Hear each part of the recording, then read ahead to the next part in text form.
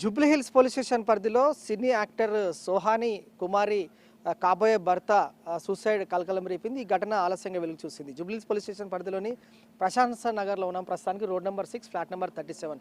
ఇదే ఫ్లాట్లో గత కొంతకాలంగా యాక్టర్స్ ఎవరైతే ఉన్నారో సోహాని కుమారి అలాగే కాబోయే భర్త సవాయ్ సింగ్ ఇద్దరు కూడా ఈ భవనంలో నివాసం ఉంటున్నారు. కొన్ని రోజుల క్రితమే రాజస్థాన్కి చెందిన సోహాని కుమారికి ఇన్స్టాగ్రామ్లో పరిచయం అయ్యాడు సవాయ్ సింగ్. సో టాలీవుడ్ బాలీవుడ్ సినిమాల్లో నటిస్తోంది యాక్టర్ సోహాని కుమారి. వీరిద్దరు కలిసి కూడా ప్రశాసన్ నగర్లో సోహాని కుమార్ అలాగే సవాయ్ సింగ్ నివాసం ఉంటున్నారు. తన ఫ్లాట్లో సూసైడ్ చేసుకున్నాడు, ఉరేసుకొని ఆత్మహత్య పాల్పడ్డాడు సవాయ్ సింగ్. తాను తప్పు చేశానని, ఈ తప్పుల వల్ల ఇబ్బందులు పడుతున్నానంటూ సెల్ఫీ వీడియో కూడా తీసుకున్నాడు. సో ఆత్మహత్యపై జూబ్లీహిల్స్ పోలీసులు విచారణ చేస్తూ ఉన్నారు. సవాయ్ సింగ్ మృతదేహాన్ని పోస్ట్మార్టం నిమిత్తం ఉస్మానియా మార్చరీకి షిఫ్ట్ చేశారు.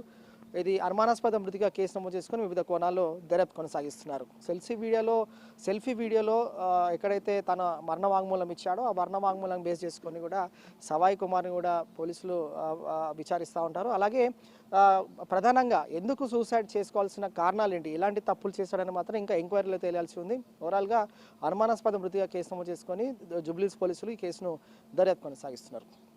ఇది లేటెస్ట్ అప్డేట్. To studio.